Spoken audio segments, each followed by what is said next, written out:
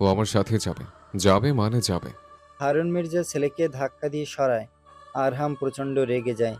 অভদ্র আরহাম বাপের কলার চেপে ধরে হুঙ্কার ছেড়ে বলে, আমি নোবাকে নিয়ে যাব, আর মাঝখানে যে আসবে তাকে শেষ করব, সেটা তুই হোস না কেন। আমিনা বেগম ছেলের কাণ্ডে হতভম্ব হয়ে যায়। এগিয়ে এসে চিৎকার করে বলে,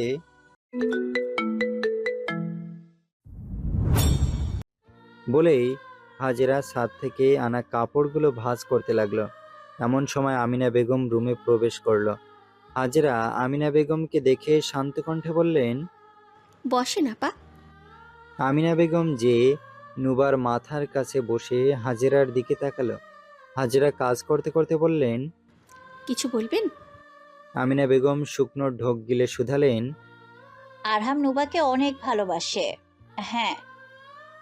হাজেরা আমিনা বেগমের কথা শেষ হওয়ার আগেই বললেন, আরশিকে আপনি আপনার ছেলের মতো কোনো পুরুষের হাতে তুলে দিতেন, নাকি দুটো থাপ্পড় মেরে সোজা রাস্তায় নিয়ে আসতেন? আমিনা বেগমের মুখ চুপসে গেল। আসলেই তো, এমন ছেলের হাতে সে কেন তার মেয়েকে তুলে দিতে যাবে? হাজেরার জায়গায় ঠিক আছে, তবে আমিনার বুক পুড়ছে। যতই হোক ছেলের মা তো সে। এইসব কিছুর ভেতরে আমিনা বেগম রেজিস্ট্রি ম্যারেজের কথা ভুলেই গেলেন। পরপর মৃদু কণ্ঠে বললেন, তুমি তোমার জায়গায় ঠিক আছো হাজেরা, আমিও তোমার জায়গায় হলে এমনই করতাম। তবুও হাজেরা একটু হেসে আমিনা বেগমের দিকে তাকিয়ে বললেন, কাল রাতে আমার মেয়েটার শাড়িতে আগুন ধরিয়েছে। আল্লাহ না করুক যদি আজ আমার মেয়েটা সেই আগুনে ঝলসে যেত। এর আগেও এমন অনেক কাহিনী করেছে আপনার ছেলে। সে যদি ভালো হতো তবে আমার কোনো আপত্তি ছিল না, তবে জেনে শুনে অর্ধ পাগলের হাতে আমার মেয়েকে আমি দেব না।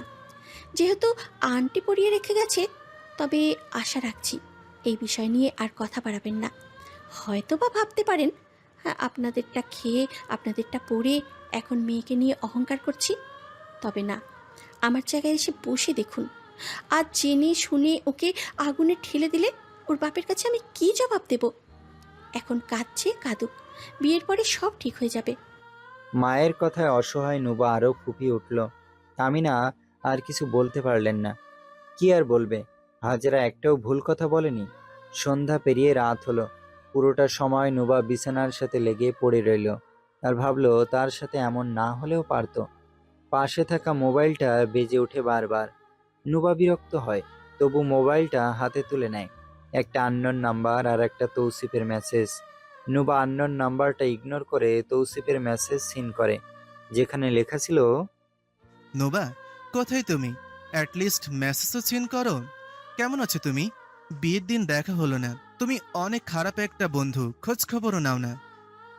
আরও অনেক মেসেজ প্লাস কল। নুবা দীর্ঘ নিঃশ্বাস ফেলল। নিজের প্যাড়াই বাঁচে না, আবার অন্য প্যাড়া। এই সুন্দর করে একটা মেসেজের রিপ্লাই দিল, প্রথমে তোমাকে সরি বলছি তৌসিফ ভাই, এতগুলো মেসেজ আর কল সিন না করার জন্য, এত দেরিতে রিপ্লাই দেওয়ার জন্য। আসলে বিয়ে ঠিক হয়ে গেছে আমার। আমার হাজব্যান্ড এগুলো পছন্দ করে না, আর উনি চানও না আমার কোনো ছেলে বন্ধু থাকুক, তাই রিপ্লাই দেয়নি। আশা রাখছি আর মেসেজ বা কল করবেন না। মেসেজটুকু নুবা সেন্ড করে দিল।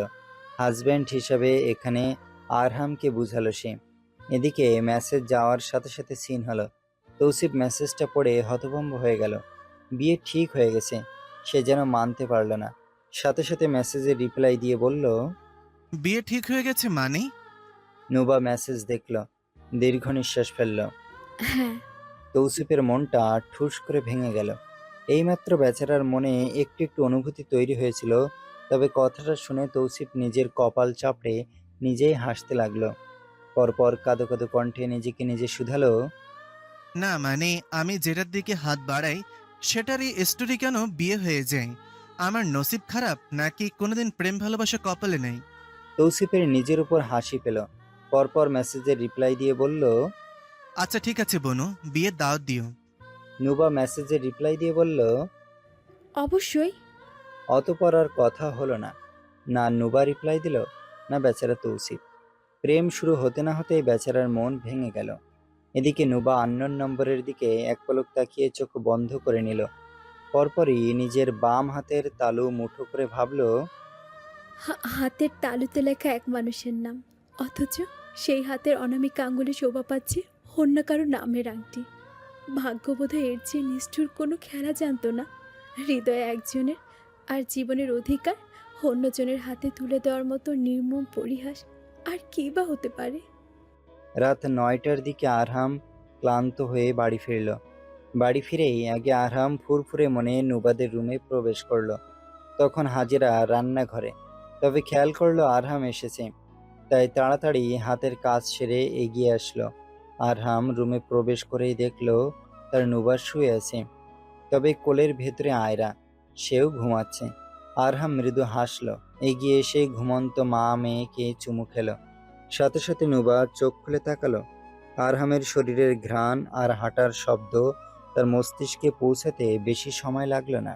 নুবাকে তাকাতে দেখে আরহাম ঠোঁট হেলিয়ে হেসে বলল, এত ক্লান্ত লাগছে যে মনে হচ্ছে সারাদিন আমি না আপনি কাজ করেছেন। আরহাম কথা বলতে বলতে কোট খুলে হাতে নিল। নুবা উঠে বসলো, আশেপাশে তাকালো কেউ আছে কিনা। না, নেই। আরহামের চেহারা দেখে নুবা সব ভুলে গেল, 2 হাত বাড়িয়ে দিল তার দিকে। হঠাৎ নুবার এরকম ইশারায় আরহাম সন্তুষ্ট হলো। এগিয়ে গেল সে। নুবা 2 হাঁটুর সাহায্যে উঠে আরহামকে শক্ত করে জড়িয়ে ধরল। সারাদিনের ক্লান্তি যেন এক মুহূর্তেই শেষ হয়ে গেল। আরহাম নুবার মাথায় হাত বুলিয়ে বলল, আমার আদরে বিড়ালটার কি হয়েছে? এরকম দেখাচ্ছে কেন? নুবা কিছু বলতে প্রস্তুত হলো, তবে অপ্রত্যাশিতভাবে হাজেরার পায়ের শব্দ শোনা গেল। নুবা আরহামের থেকে দূরে সরে যেতেই হাজেরা রুমে প্রবেশ করলো। হঠাৎ হাজেরা রুমে প্রবেশ করতেই আরহাম বিরক্ত হলো। এই মহিলা আসার সময় পায় না। আরহাম হাজেরার দিকে ফিরে তাকিয়ে বলল, আপনি বেসময়ে কেন আসেন বলেন তো? হঠাৎ আরহামের এরকম কথায় হাজেরা সহ নুবা একটু বিব্রত বোধ করলো। নুবা ঠোঁটে ঠোঁট চেপে আরহামের দিকে তাকালো। এই লোকটার এই ব্যবহারের কারণেই আজ এই অবস্থা। আরহামের কথায় হাজরা কাটকাট কণ্ঠে বলল, তোমাকে বিয়ের আগ পর্যন্ত নুবার থেকে দূরে থাকতে বলা হয়েছিল। আরহাম বিরক্তে মুখ দিয়ে চ উচ্চারণ করলো, তবে কিছু বলল না। এক পলক নুবার দিকে তাকিয়ে বলল, মেয়েকে নিয়ে যাচ্ছে, তুমি ঘুমাও, বিরক্ত করলাম। বলে আয়রাকে নিয়ে এসে চলে গেল। নুবার কলিজা ধুকধুক করে উঠল। হাজরা মেয়ের দিকে তাকিয়ে দাঁতে দাঁত চেপে বলল, ওই ছেলে পরপুরুষ তোর জন্য। আর ভুলে যাস না, সাপির কিন্তু তোর হবু স্বামী। আশা রাখছি অন্ততপক্ষে আমার কথা ভাববি। বলে হাজেরা রুম থেকে বের হয়ে গেল। নুবা নীরবে বসে রইল। মস্তিষ্ক যেন স্তব্ধ হয়ে গেছে, কি করবে বোঝার উপায় নেই। রাতের ডিনার কোনো মতে শেষ হলো, কিন্তু নুবার গলা দিয়ে খাবার নামতে চাইল না। নুবা শুধু হাঁসফাঁস করে উঠল, কখন আরহামকে একটু একা পাবে। খাবার শেষে যে যার রুমে চলে গেল। আরহাম খেয়াল করলো নুবা কেমন জানি মন মরা। এমনি দিন তো হাসি খুশি থাকে, তবে আজ এমন অগুছালো সবকিছু। লিভিং রুমের এক কোনায় দাঁড়িয়ে নুবা ছটফট করছে। সামনে আরহাম দাঁড়ানো। নুবা শব্দবিহীন কান্না করছে আর বারবার আরহামকে নিজের হাত দেখাচ্ছে। নুবা মুখ ফুটে কিছু বলতে পারছে না। ওই যে, তুই আরহামকে কিছু বললে আমার মরা মুখ দেখবি, সেই কারণে। অসহায় নুবা সবাইকে চাইছে, না তার মাকে ছাড়তে পারবে, না আরহামকে, না আয়ারকে। তবে কি করবে সে? নুবাকে এরকম বোবার মতো ছটফট করতে দেখে আরহাম হতভম্ব হয়ে গেল। নুবার সামনে এনে বারবার নাড়াতে থাকা হাতকে আঁকড়ে ধরল। টের পেল নুবা কেমন কাঁপছে। আরহাম বিচলিত হলো, অবাক কণ্ঠে বলল, কি হয়েছে? এরকম করছো কেন? নুবা নাক টেনে ফুঁকিয়ে উঠল। আরহাম বুঝতে পারল না কি হয়েছে। এখন তো সব ঠিক হয়ে যাওয়ার কথা। নুবাকে এরকম হাঁসফাঁস করতে দেখে আরহাম 2 হাত দিয়ে জড়িয়ে ধরল তাকে। মাথায় থুতনি ঠেকিয়ে চুমু খেয়ে বলল, হোয়াট হ্যাপেন্ড? কি হচ্ছে তোর? এমন করছিস কেন? কোনো অসুবিধা হলে বল আমাকে, নোবা। নুবা হু হু করে কেঁদে উঠে আরহামের শার্ট আঁকড়ে ধরল। তার চিৎকার করে বলতে ইচ্ছে করলো, আপনি কি আমার হাতের আংটিটা দেখতে পাচ্ছেন না? আপনি কি জানেন না আমি কখনো হাতে রিং পরি না? এত বড় জিনিসটা আপনার চোখে পড়ছে না আরহাম? একটু দেখুন, আমি যে মুখ ফুটে বলতে পারছি না। এই নৌবা যে স্বার্থপর হয়ে যাচ্ছে, তার মায়ের কথা অমান্য করেছে। আরহামের সান্নিধ্যে নুবা একটু শান্ত হলো, তবে আরহাম অশান্ত হয়ে রইল। বিচলিত কণ্ঠে বলল, কি হয়েছে? নুবা আরহামকে আরো শক্ত করে আঁকড়ে ধরল, যেন তার বক্ষস্থল ভেদ করে ভিতরে ঢুকে যাবে। নুবার এরকম আচরণ দেখে আরহাম নিজেই অগোছাল আচরণ করতে শুরু করলো। নুবাকে নিজের থেকে আলাদা করে বলল। হ্যাঁ মেয়ে, কি হয়েছে? নুবা ছলছল চোখে আরহামের দিকে তাকালো। নুবার চোখে পানি দেখে আরহাম আদুরে গলায় বলল। আমায় বলো কি হচ্ছে, বলো। এমন অস্থির কেন হচ্ছ? নুবা হিসকি তুলতে লাগলো। এভাবে নুবাকে কাঁদতে দেখে আরহাম তাকে শান্ত করার জন্য নিজের সাথে জড়িয়ে নিল। পরপর নুবার কাঁপাতে থাকা ওধর দখল করে নিজের বিচরণ চালালো। অস্থির নুবা আরহামের সান্নিধ্য পেয়ে আরও তেতে উঠল। দুই হাত দিয়ে আরহামের গলা জড়িয়ে ধরে আরহামের লোয়ার লিপ আঁকড়ে ধরল। আরহাম নুবাকে রেসপন্স করতে দেখে আরও আগ্রহ পেল। দুইজন অস্থির হয়ে পড়ল। মিনিটখানিক পর আরহাম নুবাকে ছেড়ে দিল। দুইজন হাঁপিয়ে উঠল। নুবা বিচলিত কণ্ঠে বলল। আয়রার পাপা, আমি আপনাকেই চাই।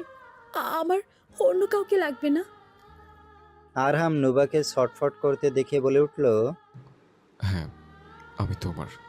আয়রা, আয়রার বাবা তোমার, শুধু নূপুর। নুবা নাক টেনে ফুঁপিয়ে উঠল। নিজের বাম হাত আরহামের সামনে ধরল। তবে সে বুঝে উঠতে পারল না কথাটা কিভাবে বলবে, আর বলার পর কিরকম ঝামেলা হবে। নুবা কি বলবে বুঝে ওঠার আগেই হাজেরার হুঙ্কার ভেসে আসলো। এইমাত্র মেয়েকে রুমে না পেয়ে খুঁজতে বের হয়ে আরহামের সাথে দেখে রেগে গেলেন হাজেরা বেগম। নুবা একটু ভয়ে কম্পিত হলো। ভীতু চোখে মায়ের দিকে তাকালো। হাজেরা এগিয়ে এসে নুবার হাত ধরে অদ্ভুত কণ্ঠে শুধালো। তোমাদের কি বলা হয়নি দুইজন দুইজনের থেকে দূরে থাকবে নাকি? আরহাম হাজেরাকে প্রচণ্ড বিরক্ত হলো। তবে কিছু বলার আগেই হাজেরা নুবাকে নিয়ে চলে গেল। নুবা এক পলক পিছন ফিরে তাকালো। আরহাম কিছু একটা ভাবতে শুরু করলো। একটা না একটা ঝামেলা হয়েছে, তবে ঝামেলা কি সেটাই খুঁজে বের করতে হবে। নুবা গালে হাত দিয়ে দাঁড়িয়ে আছে। হাজেরা রাগী চোখে মেয়ের দিকে তাকিয়ে হাঁসফাঁস করতে করতে শুধালো। লজ্জা করে না তোর? কিরে, লজ্জা করে না? নুবার ঠোঁট দুটো কম্পিত হলো। মৃদু কণ্ঠে বলল। আমি এই মানুষটার সাথেই ভালো থাকবো মা। তুমি আমাকে বোঝার চেষ্টা করছো না। আমি ওনাকে ভুলতে পারবো না। হাজেরা এগিয়ে এসে রাগী কণ্ঠে বললেন। যেভাবে আরাপকে ভুলে গেছিস সেভাবেই আর হামকেও ভুলে যাবি। সাময়িক আবেগ, এইসব আবেগ শেষ হলে সব অশান্তি লাগবে। এই বিষয় নিয়ে আমি আর একটাও কথা বলতে চাইছি না। ওই ছেলের থেকে দূরে থাকবি, না হলে না হলে আমি কি করব তোর ধারণাও নেই। পরপর থেমে হাজেরা শুধালো। তুই কি ভাবিস আমি কিছু জানি না? আমি সবই জানি, তাই তোর ভালোর জন্যই এসব করছি। বলে হাজেরা ওখান থেকে সরে গেল। নুবা হতভম্ব হয়ে গেল। আরাফ, এই নামটা? নুবা কিছু সময়ের জন্য স্তব্ধ। তার মানে হাজেরা সব জানে? তবে কিভাবে? নুবার এবার প্রচণ্ড লজ্জা লাগলো। এটা ভাবতেই পারল না সে তার মা সব জানে। নুবা ফুঁপিয়ে উঠল।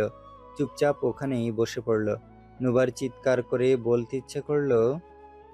আমি যে আরাফের থেকে না পেয়েছি, সেই ভরসা, যেই আস্থাটুকু না পেয়েছি, তা আয়রার পাপা থেকে পেয়েছি। আরাফের সাথে আমার সেই সম্পর্ক ছিল না যা আয়রার পাপার সাথে আছে। কি করে বলবো তোমাকে আমি? 24 ঘন্টারও নুবাকে আটকে রাখতে পারল না তার মা। এত বোঝানোর পরেও অবুঝ নুবা শুধু আরহামের নাম জপল। সকাল সকাল হাজেরা রুম থেকে বের হতেই নুবা ফ্রেশ না হয়েই রুম থেকে বের হয়ে গেল। তখন প্রায় 8:30 নাগাদ। নুবা আশেপাশে তাকিয়ে ছুটে চলল সিঁড়ি বেয়ে। তার উদ্দেশ্য আরহামের রুমে ছিল। তবে করিডোরে এসে পা রাখতেই দেখল আরহাম এদিকে আসছে, পিছনে আমিনা বেগম। সকাল সকাল আরহামকে দেখে নুবার বুকে রাখা পাথর সরে গেল। ছুটে গেল আরহামের কাছে। তবে আশ্চর্যজনকভাবে তাকে আঁকড়ে ধরার আগেই আরহাম নুবার গাল বরাবর একটা বসিয়ে দিল। নুবা চমকে উঠল। গালে হাত দিয়ে থ মেরে আরহামের দিকে তাকালো। আমিনা বেগম হঠাৎ থাপ্পড়ের শব্দ পেয়ে কেঁপে উঠলেন। তিনি কিছু বলতে যাবে তার আগেই নুবা মার খেয়ে মনের দুঃখে কেঁদে উঠল। গাল থেকে হাত সরিয়ে আরহামকে জড়িয়ে ধরতে গেল, যেন এটাই তার শান্তির স্থান। নুবার একটু দেরি হয়ে গেছে। সারা রাত আরহামকে বিষয়টা না বলতে পারলেও সকাল সকাল আর এই বিষয় আমিনা বেগম চেপে রাখতে পারল না। হারুন মির্জা যখন শাওয়ার নিতে ওয়াশরুমে ঢুকেছেন, তখনই আমনি বেগম ছুটে ছেলের কাছে গেল। আরহামও কালকের বিষয়টা নিয়ে বেশ চিন্তিত ছিল। সে ভেবেছিল তার মায়ের কাছে জিজ্ঞেস করবে, কিন্তু তার আগে আমিনা বেগম এসে ছেলেকে সবকিছু খুলে বলল। নুবার এনগেজমেন্টের কথা শুনে আরহামের কলিজা কেঁপে উঠল। চোখ বন্ধ করতেই কাল রাতে বারবার নুবার হাত সামনে এনে কথা বলার দৃশ্য ভেসে উঠল। তার যেন বিশ্বাসই হচ্ছিল না তার সাথে এত বড় জালিয়াতি করা হয়েছে।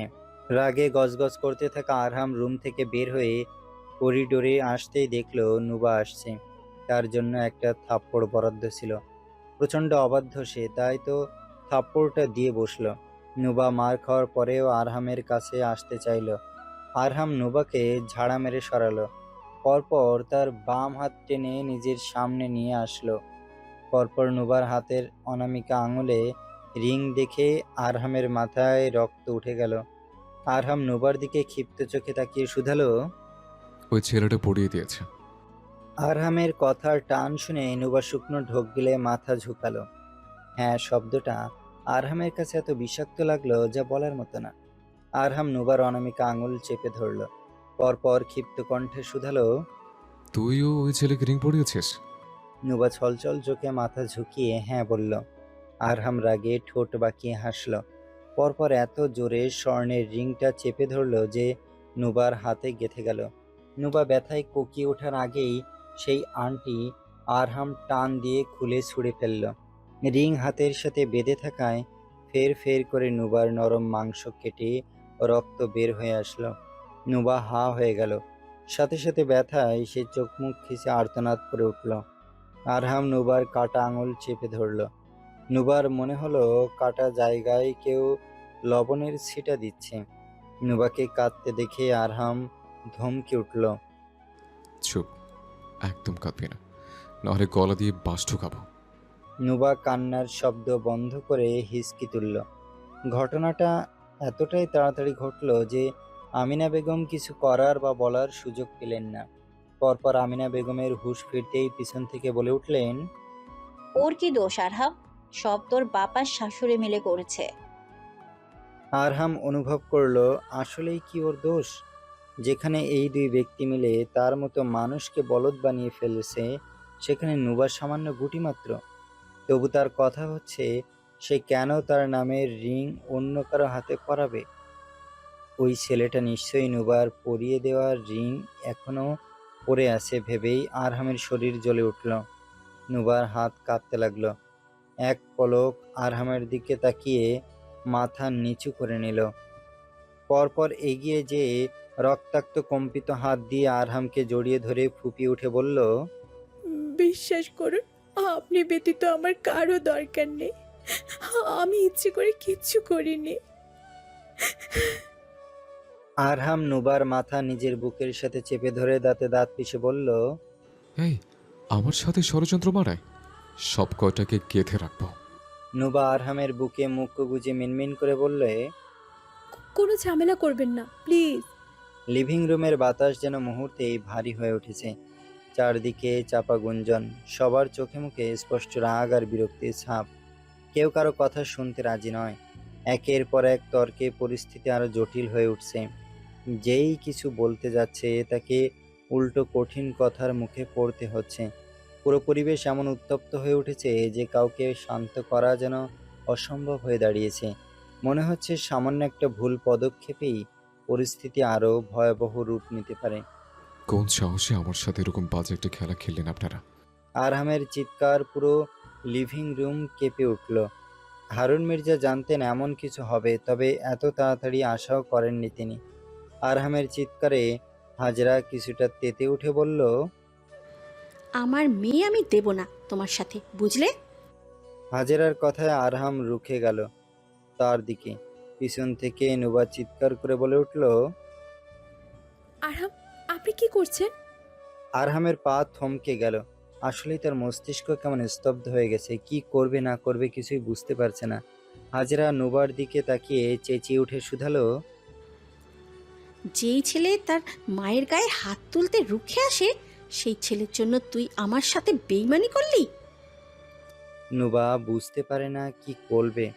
এখন তার নিজের মাথার চুল নিজেরই ছিঁড়তে ইচ্ছে করছে। এই লোকটা কেন এরকম কাজ করে? হারুন মির্জা ছেলের কাণ্ড দেখে এগিয়ে এসে ছেলের কলার চেপে ধরে পিছনে ধাক্কা দিয়ে হুঙ্কার ছেড়ে বললেন। বাড়ি থেকে বের হয়ে যা এক্ষুনি। আরহাম দ্বিগুণ হুঙ্কার ছেড়ে বলল। যাব না আমি। কি করবে তুমি? এটা আমার বাড়ি। হারুন মির্জা ছেলের কথায় আরো রেগে উঠে শুধায়। তুই বের হবি নাকি ঘাড় ধাক্কা দিয়ে বের করব? আরহামের রাগে ফুঁসতে থাকে।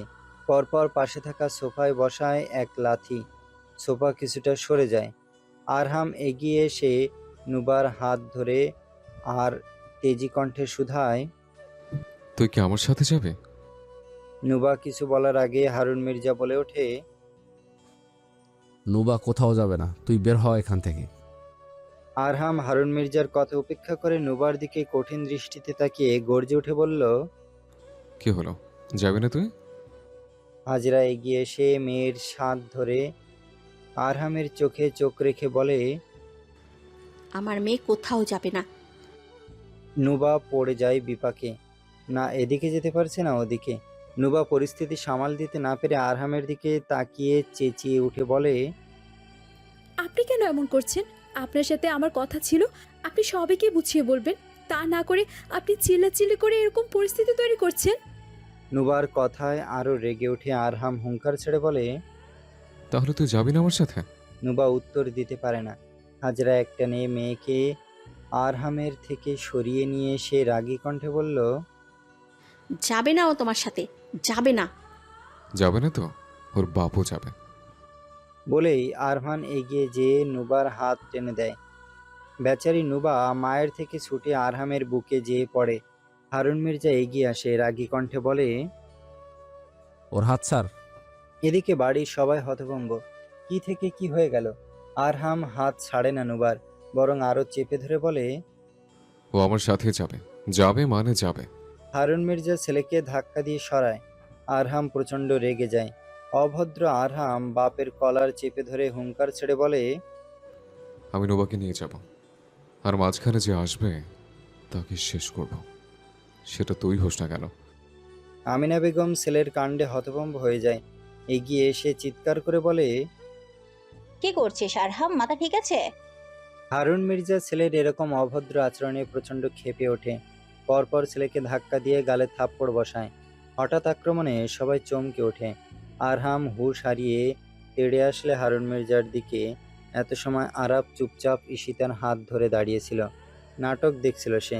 তবে হঠাৎ আরহামের এরকম তেড়ে আসে দেখে হুঙ্কার ছেড়ে আসে, কারণ বাপ হয় তার। আরাফ এগিয়ে এসে সজোরে আরহামের বুকে ধাক্কা মেরে গর্জে উঠে বলে। এই সামান্য মেয়ের জন্য তুই আমার বাপের গায়ে হাত তুলবি? আরহাম আরাফের উপর রেগে যায়। বাপকে তো মারতে পারবে না, তবে ভাইকে ঠিকই পারবে।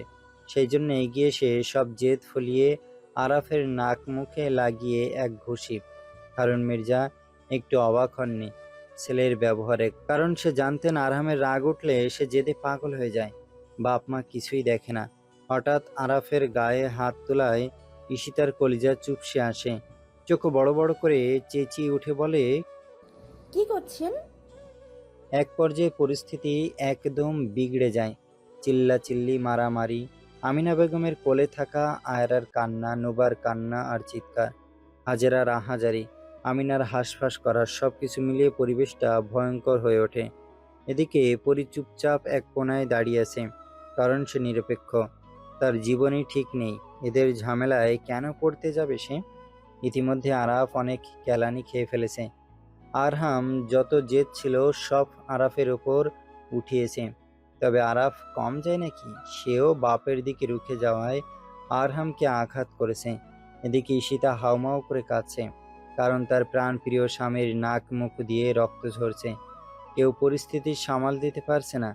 নুবা বারবার চিৎকার করে সবাইকে থামতে বলছে, তবে না, কেউ তার কথা কানে নিচ্ছে না। তার নিজেকে দোষী মনে হচ্ছে তার জন্য এই সব হলো। নুবার নিজের প্রতি লজ্জা হচ্ছে। মায়ের কথা শুনতে হয়তোবা তার একটু কষ্ট হচ্ছে, তবে এই সব ঝামেলা হতো না। হারুন মির্জাও এদের থামাতে পারছেন না। আরাফ হুঙ্কার ছেড়ে বলল। তোর সাহস কি করে হয় এই মাগের জন্য আমার বাপের দিকে রুখে আসার? ভাইয়ের মুখে নিজের প্রিয়তমার নামে এত বড় গালি শুনে আরহাম আরও ক্ষেপে গেল। আরাফকে ফ্লোরে ফেলে তার উপর উঠে বসলো। অনবরত তার মুখে আঘাত করে বলল, শুয়োর, তোর সাহস কি করে হয় ওকে গালি দেওয়ার? আমিনা বেগম এগিয়ে এসে শুধু ছেলেকে থামতে বলেন, তবু তারা থামে না। হারুন মির্জা সিঁড়িতে বসে আছেন, ঈশিতা কান্না করছে, পরি নিশ্চুপ। হাজরাও এদের থামানোর চেষ্টা করছে, তবে উপায় হচ্ছে না। নুবার চিৎকার করতে করতে গলা ব্যথা হয়ে গেল। আরহামকে ধরতে যেয়ে 3 থেকে 4 বার তার শরীরের ঝাড়ি খেয়ে পড়ল সে, তবে তাদের থামাতে পারল না। আরহাম এখন আরো বেশি রেগে আছে নুবার নামে বাজে মন্তব্য শুনে। এক পর্যায়ে নুবা অতিষ্ঠ হয়ে গেল। রাগে পাশ থেকে টি টেবিল উঠিয়ে ফ্লোরে ছুঁড়ে মারল। হঠাৎ বিকট শব্দে পুরো লিভিং রুম ঝনঝন করে উঠল। সেই সাথে আরহাম আর আরাফ থেমে গেল, চোখ তুলে নুবার দিকে। পুরো পরিবেশ ঠান্ডা হতেই নুবা চেঁচিয়ে উঠে বলল, বন্ধ করুন এসব। নুবা আরহামের কলার চেপে ধরে ঠাস ঠাস করে সবার সামনে 3 থেকে 4টা চড় বসিয়ে তবেই শান্ত হলো। সে জানে না এরপর কি হবে। নির্ঘাত আরহাম তাকে তুলে এক আছাড় মারবে, হয়তোবা গায়ে হাত তুলবে, তবে এইসবের তোয়াক্কা করল না নুবা। থাপ্পড় মেরে হাঁপিয়ে উঠল সে। ঈশিতা আঘাতপ্রাপ্ত স্বামীকে নিয়ে ফুপিয়ে ফুপিয়ে কাঁদছে আর আরহামকে গালি দিচ্ছে। সবার উপর রাগ টান, কেউ থামলো না কেন? নুবা এতগুলো আঘাত করার পরেও আরহাম পাল্টা জবাব দিল না, বরং রাগে ফুঁসতে লাগলো। নুবা আরহামের রাগ দেখে তার কলার চেপে ধরে চিৎকার করে বলল, আপনার সাহস কি করে হয় সামান্য কারণে বড়দের গায়ে হাত তুলতে যাওয়ার? আপনার কি বিবেক বলতে কিচ্ছু নেই? হ্যাঁ, এতটা অমানুষ কেন আপনি? আজ আপনার জন্য এই সব হয়েছে। আপনি যদি ভালো হতেন তবে না আমার মা মাঝখানে আসতো, না এসব হতো। নুবা চেঁচিয়ে কথাটুকু বলে থেমে গেল। কেঁদে উঠল নুবা। সবকিছুর জন্য তার নিজেকে দোষী সাব্যস্ত মনে হচ্ছে। কি করবে সে? তার জন্য, শুধু তার জন্য আজ হারুন মির্জা সবার সামনে এত বড় অপমানের সম্মুখীন হলেন। তার মা এতটা অপমানিত হলো। নুবার নিজের মুখে নিজে জুতো মারলেও যেন রাগ কমছে না। নুবা ফুঁসতে থাকা আরহামের দিকে তাকিয়ে নাক টেনে চেঁচিয়ে উঠে বলল, সব আমারই দোষ। আমি কেন যে বারবার ভুল পথে চলে যাই? আমার বোঝা উচিত ছিল যে আপনার মতো তার ছিঁড়া পাগল কখনো কাউকে সম্মান করতে পারবে না। আমার মা ঠিকই বলেছিল, আপনি একটুও ভালো না, আপনি একটা অভদ্র অমানুষ। না হলে কেউ এভাবে বড়দের গায়ে হাত তুলতে রুখে দাঁড়ায় না। এখন আমার নিজের উপর রাগ হচ্ছে যে আমি কেন আপনার মতো মানুষকে দ্বিতীয়বার আমার জীবনে আসতে দিলাম।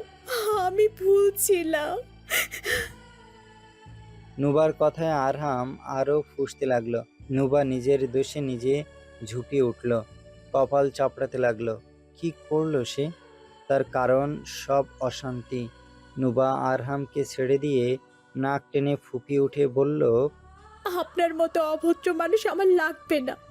এরকম বেয়াদব নিয়ে দুনিয়া চলা যায় না, যার মিনিমাম সেন্সটুকু নেই। আমার প্রয়োজন নেই আপনার। এত অশান্তি ভালো লাগে না, আমাকে মাফ করেন। বলেই নুবা 2 হাত জোড় করল আরহামের সামনে। পরপর এক পলক সবার দিকে তাকিয়ে চোখে পানি মুছে বলল, আমি সবার কাছে ক্ষমা প্রার্থী। সব আমার জন্য হয়েছে। আমি অনেক বড় পাপ করে ফেলেছি। দয়া করে সবাই আমাকে মাফ করে দিও। আমি চাই না এই অশান্তি আরও বাড়ুক। আমার প্রয়োজন নেই এরকম আদব কায়দাহীন মানুষকে। আমাকে যেখানে দিবে আমি খুশি খুশি সেখানেই চলে যাব। এর থেকে বেশি কিচ্ছু আর বলার নেই। আমার অনেক বড় ভুল হয়ে গেছে, এর জন্য আমি আবারও ক্ষমা চাইছি। কথাটুকু শেষ করে নুবা এক পলক আরহামের দিকে তাকিয়ে বলল, আমার আয়রার পাপাকে দরকার নেই। শুনলেন আপনি? কোনো অমানুষকে আমার প্রয়োজন নেই। যেহেতু আমার জন্য এই ঝামেলা শুরু হয়েছে, তাই আমি সত্যি দুঃখিত। তবে দ্বিতীয়বার আর এরকম ঝামেলা হবে না। কথাটুকু বলেই নুবা আর এক মুহূর্ত দাঁড়ালো না, রুমে চলে গেল। আরহাম রাগে হাত মুঠোবদ্ধ করে নিল, দাঁতে দাঁত পিষে রইল। আরহাম দাঁতে দাঁত চান্স পেয়ে বসে আছে, কার সাথে আলাপ করছে। আচ্ছা, বাকি কাগজপত্র আমি ওখানে যেয়ে বানিয়ে নেব। আজকের ভিতর ওখান থেকে বের হব। তুমি শুধু সবকিছু রেডি রাখো। পরপর কল রেখে দিল আরহাম। পার্সোনাল হেলিকপ্টারের ব্যবস্থা করেছে সে। আজ রাতের ভেতরে এখান থেকে বের হবে সে, তাও নুবাকে নিয়ে। সেই প্রস্তুতি নিচ্ছে। নুবা যাবে, নুবার ঘাড়ও যাবে। এত কিছুর পরেও আপনি আবারও একই কাজ করবেন? হারুন মির্জার শান্ত দৃষ্টিতে আমিনা বেগমের দিকে তাকিয়ে মৃদু কণ্ঠে বলল, তো কি করব? তুমি কি বলতে চাইছো? নোবাকে আরহামের সাথে বিয়ে দিলেই তো সমস্যার সমাধান হয়ে যায়। ওরা দুজন দুজনকে ভালোবাসে, এর ভিতরে আপনারা কেন বাধা হচ্ছেন? তোমার ছেলে যে অমানুষ, এটা তোমার জানা নেই? হ্যাঁ, আমি জানি, তবে নোবা তো সব দেখেই সম্পর্কে জড়িয়েছে। তাহলে কেন ওকে আরহামের থেকে আলাদা করেছেন? তাদের কথাবার্তার ভেতরে হাজিরা তাদের রুমে কড়া নাড়ল। আমিনা বেগম কাট কাট কণ্ঠে বলল, ভিতরে এসো। হাজিরা ভিতরে ঢুকে মাথা নিচু করে শুধালো। আপনার সাথে কথা ছিল ভাইজান। আমিনা বেগম হাজিরার দিকে তাকিয়ে শান্ত কণ্ঠে বলল, আর কত আজেরা, গত 2-3 দিন ধরে ঝামেলা লেগেই আছে। আর কত? এবার অন্ততপক্ষে ওদের ভিতরে বাধা হয়ে দাঁড়িও না। হাজিরা বেগম আমিনার কথায় একটু রেগে গেলেন। আমিনা বেগমের দিকে তাকিয়ে শক্ত কণ্ঠে বললেন, আপনি কেন বুঝতে পারছেন না আপা? আজ আমাকে মারতে রুখে আসলো, এমনকি নিজের বাপকেও। আপনি কি কিছু বুঝতে পারছেন না? আপনি কেন বোঝার চেষ্টা করছেন না? কিছু মুহূর্তের জন্য আমার জায়গায় এসে দাঁড়ান আপা, তাহলে বুঝতে পারবেন। যদি ওদের ভিতরে বাধা হলে আমি খারাপ হয়ে যাই, তবে হলাম আমি খারাপ। তবু কেন আপনার পাগল ছেলের হাতে আমার সুস্থ মেয়েটাকে তুলে দেব? আমিনা বেগম কিছু বলতে পারলেন না। হাজিরার চোখ দিয়ে পানি গড়িয়ে পড়ল। আহাজারি করে বললেন, আপনি নিজের মুখে স্বীকার করেন আপা যে আপনার ছেলে পাগল না। সবাইকে না, সে সামান্য কারণে বাপের গায়ে হাত তুলতে চায় যেই ছেলে, সে ভবিষ্যতে আমার মেয়েটাকে যে শেষ করে দেবে না, এটার কি ভরসা আছে? আমি মা হয়ে চোখের সামনে এইসব হতে দেখব? কথাটুকু বলে হাজিরা থামলো। পরপর চোখের পানি ফেলে বলল, এখানে একা শুধু আপনার ছেলের দোষ নেই, নুবারও দোষ আছে। আমি সব থেকে বেশি দোষ ওকেই দিচ্ছি। ও যদি সুযোগ না দিত তাহলে এমন কিছু হতো না। তাই বলে এখন ভুলের মাসুল এইভাবে দিতে বলবেন? আপনার ছেলেকে কি শান্তভাবে সব কিছু মেটাতে পারতো না? এতই যখন নুবাকে তার লাগবে, তাহলে তার জন্য নিজেকে একটু বদলানো কি যেত না? ভালোভাবে দুটো কথা বললেও এই সমস্যার সমাধান হতো। তবে আপনার ছেলে অমন অভদ্র কাজ কেন করবে? সে তো ভদ্র, তাই আজ এইসব হলো। আমিনা বেগম ভেজা কণ্ঠে বললেন, হ্যাঁ, আমি মানছি আরহাম খারাপ, তাই বলে কি ভালোবাসা পাপ? দুজন একসাথে থাকতে? আমিনা বেগমের কথা শেষ হওয়ার আগে হাজিরা হেসে বলে উঠল, কিসের ভালোবাসার কথা বলছেন আপনি? আপনার ছেলে আমার মেয়েকে কোনো ভালো টালো বাসে না। যদি বাসতো তবে না আমার মেয়েকে অসম্মান করতে পারতো না, এই বেয়াদবি কাজগুলো করতো। আপনার ছেলে জেদ নুবা, কেন জানেন? ভালোবাসে মানুষ বদলায়, সব কিছু মানিয়ে নেওয়ার চেষ্টা করে। তবে আরহামের ভিতরে এমন কিছুই নেই। আমি মাঝখানে এসেছি তাই জেদ ধরেছে আমাদের কথার অমান্য করার, এছাড়া কিছু না। বিয়ে হোক, জেদ মিটবে, শখ মিটবে। আমার নিষ্পাপ মেয়েটাকে ছুঁড়ে ফেলতে 2 মিনিটও ভাববে না, কারণ এগুলোকে ভালোবাসা বলে না, এই সবকে জেদ, আসক্তি, আকাঙ্ক্ষা বলে। আমার এইসব বলতেও লজ্জা লাগছে, তবে আপনারা তো বুঝিও না বোঝার ভান করবেন, কারণ আপনাদের ছেলে তো, তার ভুল আপনাদের চোখে পড়বে না। আমিনা বেগম কিছু বলতেই যাবেন, তার আগেই হারুন মির্জা উঠে দাঁড়িয়ে শান্ত কণ্ঠে বললেন, এত দুঃখী হতে হবে না হাজারা। আমার পাগল ছেলের সাথে তোমার সুস্থ মেয়ের বিয়ে দিব না। নুবা আর তোমার কিছু কাপড় গুজগাছ করে নিও। আজ রাতেই তোমাদের অন্য কোথাও দিয়ে দিব, অন্ততপক্ষে নুবার বিয়েটা হওয়ার আগে। বেশ চাপা কষ্ট নিয়ে হারুন মির্জা কথাগুলো বললেন। হাজেরার কয়েকটা কথা হারুন মির্জার বেশ খারাপ লেগেছে। এত কিছুর পর নুবার সাথে আরহামের বিয়ে সাজে না। আর সে রিহানের শার্টের বোতাম লাগাতে লাগাতে বলল, কালকে তো বৌভাত, তবে আমি কি 1 মাস পর আবার এখানে আসবো? রিহান ভুরু কুঁচকে বলল, হোয়াট? সেরকম হলে 2 দিন, তারপর আপনাকে নিয়ে চলে আসব। আর শির মুখ কালো হয়ে গেল। ভুরু কুঁচকে বলল, বড্ড খারাপ তো আপনি। হ্যাঁ, আমি খারাপই ভালো। এত বাপের বাড়ি থাকতে হবে না। আর সে গাল ফুলিয়ে দূরে সরে গেল। চোখ মুখে অন্ধকার নামিয়ে বলল, অসভ্য লোক কথাকার। আমি অন্তত পক্ষে 1 মাস তো থেকেই আসবো। আমার এখানে ভালো লাগে না। আরশির কথা শুনে রিহান এগিয়ে যেয়ে আরশিকে নিজের সাজে ভরিয়ে নিল। আদুরে কণ্ঠে বলল, আচ্ছা ঠিক আছে, কথায় কথায় এত রাগ দেখাতে হয়? আমরা না হয় 1 সপ্তাহ থাকলাম, তাও এত রাগ করো না জানু। আরশি হাত পা ছুড়ে শুধালো, মাত্র 1 সপ্তাহ, চোখের পলকেই কেটে যাবে। না, 2 সপ্তাহ, প্লিজ প্লিজ। বাবুরাবু, প্লিজ। রিহান আরশির এরকম বাচ্চামো দেখে হাসলো, মৃদু কণ্ঠে বলল। আচ্ছা ঠিক আছে। পরপর আরশিকে বুকের সাথে জড়িয়ে ধরল। সত্যি ব্যতীত কার কাছে এরকম আদুরে আবদার করবে সে? নারীরা খুবই স্বল্প জিনিস চায়, যা পূর্ণ করা আহামরি কোনো সমস্যা না, তবে পূর্ণ না করতে পারলেও তাদের আদুরে কণ্ঠে বুঝালে বুঝে যায়। ধমক দিয়ে নয়, আদুরে কণ্ঠে। কারণ একমাত্র বিয়ের পর স্বামীর কাছেই তো তারা ন্যাকামি বাচ্চামো আবদার করবে। সেই আবদার পূর্ণ না করতে পারলে কেমন স্বামী তুমি? রাতের ঘন অন্ধকার যেন চারপাশকে গিলে ফেলেছে।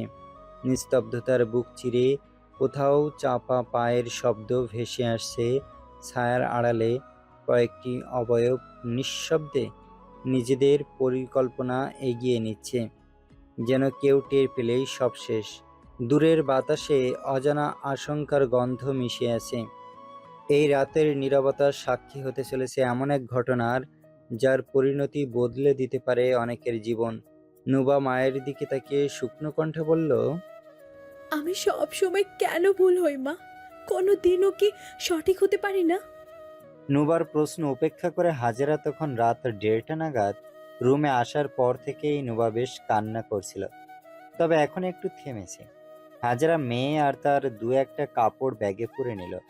তারপর যেই অবস্থায় ছিল সেই অবস্থায় তারা বের হয়ে গেল। নুবা একবার পিছন ফিরে বাড়িটাকে দেখে নিল। হয়তোবা এখানে আর ফেরা হবে না ভেবেই নুবার কান্নায় বুক ভেঙে আসলো। হারুন মির্জা আগে থেকেই গাড়ি নিয়ে দাঁড়িয়েছিলেন। তারা আসতেই কোনো শব্দ ব্যতীত গাড়ি স্টার্ট দিলেন। আরহাম মেয়ের কিছু প্রয়োজনীয় জিনিস আর নিজের কিছু প্রয়োজনীয় ডকুমেন্ট গুছিয়ে নিয়ে রুম থেকে বের হলো। তবে হয়তোবা তার বের হতে একটু দেরি হয়ে গেল। যতক্ষণে সে নুবাকে নিয়ে উড়াল দিবে ভাবছে, তার বাপ তার থেকেও বেশি চালাকি করে নুবাকে নিয়ে উড়াল দিয়েছে। নুবা আর হাজেরা কাউকে রুমে না পেয়ে আরহামের ভুরু কুঁচকে আসলো। পরপর কিছু একটা বুঝতে পেরে রাগে তার মাথার রগ ফুলে উঠল। গটগট পা ফেলে আরহাম তার মা বাবার রুমের সামনে গেল। তবে আশ্চর্যজনকভাবে বাইরে থেকে গেট বন্ধ। আরহাম খট করে দরজা খুলতেই নজরে পড়ল বিধ্বস্ত হয়ে আমিনা বেগম বিছানায় বসে আছেন।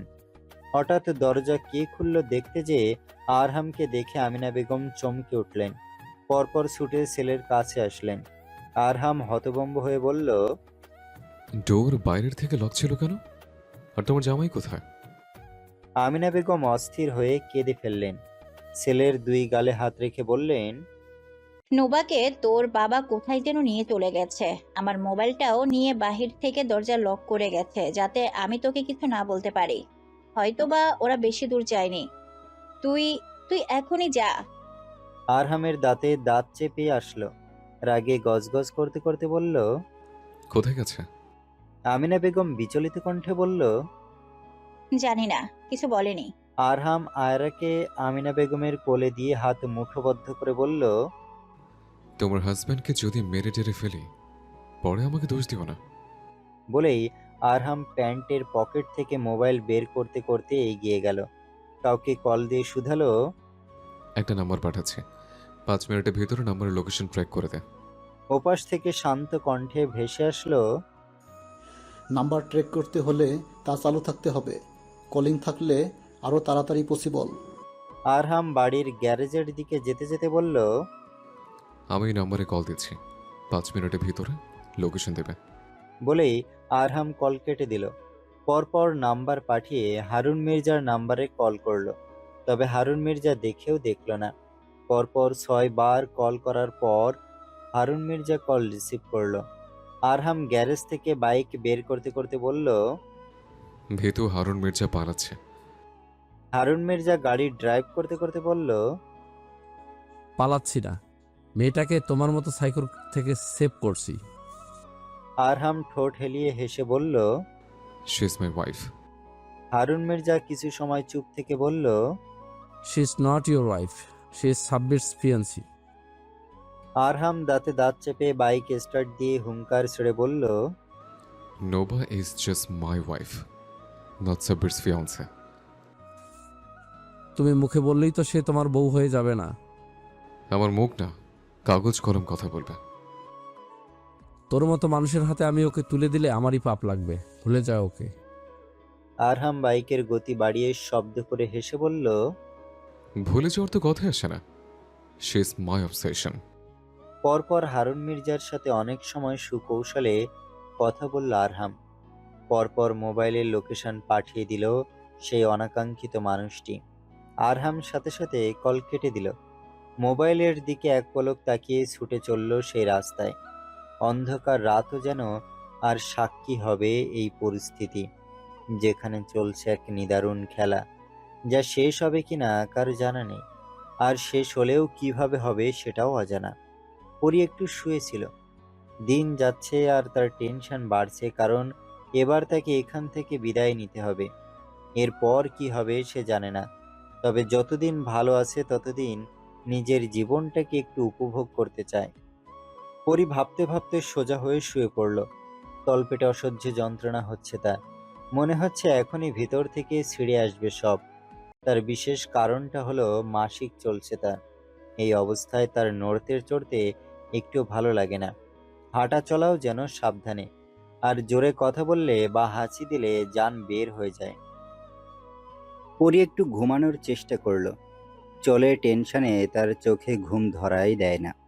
যেই সুখ সে চাইছিল সেটা হয়তোবা আর পাওয়া হলো না তার। মোবাইলের ঘন্টি বেজে উঠল। পরি একটু অবাক হলো, এত রাতে কে? পরপর পরি পাশ ঘুরে মোবাইল হাতে নিয়ে দেখলো তার মায়ের নাম্বার থেকে কল। পরির ভুরু কুঁচকে গেল, সাথে বুকটা ধুক করে উঠল। এত রাতে? পরি আল্লাহর নাম নিয়ে কলটা রিসিভ করে কিছু বলতেই যাবে, তার আগে ওই পাশ থেকে তার মায়ের আহাজারি ভেসে আসলো। মারে, তুই বাড়ি আয়, তোর বোনটাকে এই জানোয়ারগুলো ছিঁড়ে খাচ্ছে, তোর বাবাকে মেরে ফেলে রেখেছে। আমার আর কোনো উপায় ছিল না, আমি তোকে চাইলেও বাঁচাতে পারলাম না, তুই বাড়ি আয় মা। পরির বুকটা স্যাঁত করে উঠল। তার ছোট্ট বোনটাকে ছিঁড়ে খাচ্ছে। পরির নিঃশ্বাস বন্ধ হয়ে আসলো। পরি উত্তর দিলে পারল না। মনে হচ্ছে সে আর পৃথিবীতে নেই। নাবিল জায়মা বেগমের হাত থেকে মোবাইল নিয়ে নিল। অতঃপর রাগে দাঁতে দাঁত চেপে কেমন অদ্ভুত কণ্ঠে বলল। তুতমারানি, কোন ফান্দেতে লুকেছ? কি মনে করছো আমি ধরতে পারবো না? অনেকটা দিন পর চিরচেনা কণ্ঠ শুনে পরীর চোখ বেয়ে পানি গড়িয়ে পড়ল। পরীর ভয়ে ঠোঁট দুটো কেঁপে উঠল। নাবিল পরীর ফুপানির শব্দ শুনে তার আশেপাশে দাঁড়ানো চেলাদের বলল। বুঝলিনি সাগর, এই মাগি নাকি আমারে ভয় পায়, কান্দে, এতে দেখি আবার কোন ফান্দে দেয়া দিকে আছে। পরপর হাসল নাবিল। মোবাইল কানের সাথে লাগিয়ে রেখে বলল। না কাইন্ডা বাইত্যা, না হলে দিনটারই পুইটা রেখে দামো। তুই তো আমার ভালো মতো চিনস। পরী আটকে যাওয়া নিঃশ্বাসে বলল। আমার নিষ্পাপ বোনটাকে ছেড়ে দেন, আমি আসছি। তাড়াতাড়ি আর, না হলে তোর সাওয়ার দেয়া না, তোর মা বোনের সাওয়ার দেয়া গজ ঢুকামো। নাবিলের বিচ্ছিরি শব্দে পরীর শরীর কাঁটা দিয়ে উঠল।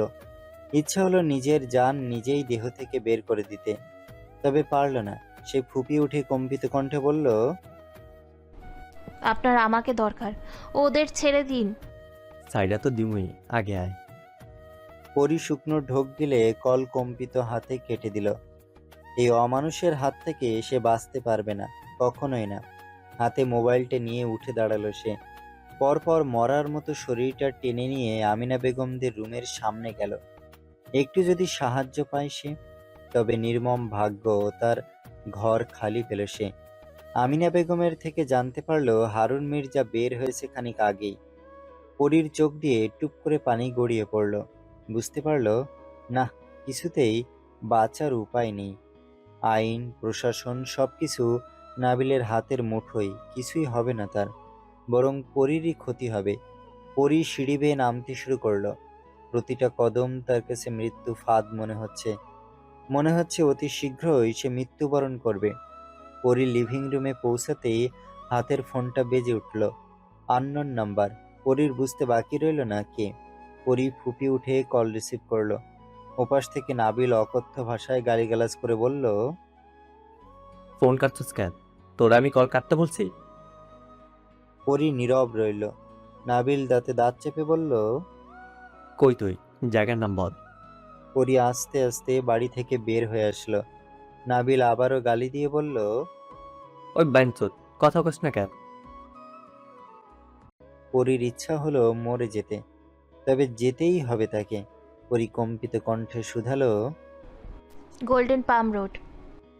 নাবির জায়গার নাম শুনে ভুরুকুসকে বলল, বড় লোকের রাস্তায় কি করছে? কার বাড়িতে? পরি মির্জাবাড়িকে এই বিষয়ে আর টানতে চাইল না, তাই কম্পিত কণ্ঠে বলল, খালাবাড়ি। তোর কোন এমন খালার জন্মেছে রে ওখানে থাকে? ডকমারোস নাকি আমি না থাকার জমিদার নগর দর্শস? পরি চোখ বেয়ে পানি গড়িয়ে পড়ল। রাস্তার সামনে এসে বলল, আম্মু আব্বুকে ছেড়ে দিন, আমার আসতে সময় লাগবে। নাবিল দাঁতে দাঁত চেপে বলল, খনকি করে খনকি, কাল লাগে সুসদ যে আইতে সময় লাগবো। পরির সহ্য হলো না, রাগে চিৎকার করে বলল, এই রাতের 1:30 বাজে, আমার তো পায়ে হেঁটে আসতে হবে। নাবির মাথার পিছনে হাত দিয়ে কান চুলকে বলল, এইটা আগে চিনা বলবি, গাড়ি পাঠিয়ে দিতেছি, ওখানেই দাঁড়া, না হলে দেখা গেল অন্য কেউ উঠে নিয়ে গেল। যে আগুন সুন্দরী তুই, হনেই খাড়া, কল কাটবি না। পরি মেইন রোডের দিকে এগিয়ে গেল। নুবা মায়ের কাঁধে মাথা দিয়ে নীরবে চোখের পানি ফেলছে, আর এটাই ভাবছে এত কিছুর পর সে সাব্বিরকে কি করে বিয়ে করবে, যেখানে তার শরীর জুড়ে আরহামের বিচরণ। নুবা আর ভাবতে পারছে না। তবে তার ভাবনার ভিতরে পিছন থেকে একটা বাইক ছুটে আসলো। হঠাৎ এমন হওয়ায় হারুন মির্জা পাশ ফিরে তাকালো। আরহাম এক হাত দিয়ে বাইক ধরে অন্য হাত দিয়ে গাড়ির জানালায় তর্জনীয় আঙুল দিয়ে টুকা দিয়ে বলল, Come on, Dad. You can do better than that. Drive faster before I catch you. Harun Mirza চোখের পলক ফেলল। ছেলে তো তার থেকেও বেশি চালাক। পরপর হারুন মির্জা গাড়ির স্পিড বাড়িয়ে দিলেন, তবে আরহামকে ছাড়িয়ে যেতে পারলেন না। এদিকে পিছনে বসা মায় মেয়ের এদিকে কোনো খেয়াল নেই। আরহাম এক হাতে দিয়ে উড়তে থাকা চুলগুলো পিছন দিকে ঠেলে দিল। বাইক তেমন পছন্দ না তার, মাঝে মাঝে রাইড নিতে পছন্দ করে। এই বাইক আরাফের, আরাফ আবার বাইকের শৌখিন, তাই 2 থেকে 3টা নতুন মডেল কিনেছে। আরহাম এখন কাওয়াসাকি নিনজা H2 নিয়ে বের হয়েছে। আসার পর এটার চাবি নিজের কাছে নিয়ে রেখেছিল। এত বড় গাড়ি নিয়ে বের হওয়ায় থেকে বাইক নিয়ে বের হওয়া ভালো। আরহাম আর সময় নষ্ট করল না, ডিরেক্টর চলন্ত গাড়ির সামনে যেয়ে বাইকের গতি কমিয়ে দিল। সুকৌশলে হারুন মির্জাকে গাড়ি থামতে বাধ্য করলো। হঠাৎ গাড়ি থেমে যাওয়ায় নুবার হাজেরা মাথা নিচু করে দেখতে লাগলো কি হয়েছে। হারুন মির্জা গাড়ি থেকে নেমে কিছু বলতেই যাবে, তার আগে আরহাম এসে নুবার সাইডের ডোর খুলে দিল। নুবা ভুরুকুসকে পাশে তাকাতেই দানবের মতো আরহাম তাকে টেনে গাড়ি থেকে বের করলো। হাজরা হঠাৎ কাণ্ডে হতভম্ব হয়ে গেল। নুবা চোখ বড় বড় করে তাকাতেই আরহামকে দেখে চমকে উঠল। আরহাম সময় নষ্ট না করে ঠাস ঠাস করে 2টো থাপ্পড় নুবার 2 গালে বসিয়ে দিল। নুবার মাথা ঘুরে উঠল। 2 গালে হাত দিয়ে মাথা উঁচু করে আরহামের দিকে তাকিয়ে গুঙিয়ে উঠে বিড়বিড় করল। আরহাম কাটকাট কণ্ঠে বলল, অন্য ছেলেকে বিয়ে করার এত শখ যে আমার ছেড়ে পালাচ্ছিস? নুবা আরহামের ভয়ঙ্কর চাহনি দেখে মাথা ঝুঁকিয়ে না করল। আরহাম দাঁতে দাঁত চেপে বলল, এই 2টো থাপ্পড় তোর মা আর শ্বশুর গালে পড়তো। তবে আফসোস, আমি এমনিতেই তোর চোখে অভদ্র, এরকম করলে আরো অভদ্র হয়ে যেতাম, তাই চর 2টো তোর গালেই পড়ল। নুবা কিছু বলতে পারল না, শুধু মাথা ঝুঁকিয়ে তার কাজকে সমর্থন করল। হারুন মির্জা আর হাজেরা এগিয়ে এসে কিছু বলতেই যাবে, তার আগেই আরহাম পকেট থেকে গান বের করে হারুন মির্জার দিকে তাক করে বলল, No one will try to come to us. হঠাৎ বন্দুক দেখে হাজেরা, নুবা, হারুন মির্জা 3 জনেই ভয় পেল। তবে হাজেরা এগিয়ে আসার চেষ্টা করল। আরহাম সাথে সাথে শ্যুট করলো। নুবার কলিজা মুখে চলে আসলো। চোখ বড় বড় করে আরহামের পিছনে তাকালো যে হারুন মির্জার কিছু হয়েছে কিনা। না, বেচারা স্তব্ধ হয়ে দাঁড়িয়েছে। হাজেরা আর হারুন মির্জা দুইজনে স্তব্ধ হয়ে দাঁড়িয়ে রইল। আরহাম গান দিয়ে ইশারা করে হারুন মির্জাকে গাড়িতে বসতে বলল। হারুন মির্জা শান্ত কণ্ঠে বলল, এইসব ঠিক না আরহাম। কোনটা ঠিক কোনটা ব্যাঠিক আমি দেখে নেব, কারণ এখানে অপরাধীও আমি, বিচারকও আমি।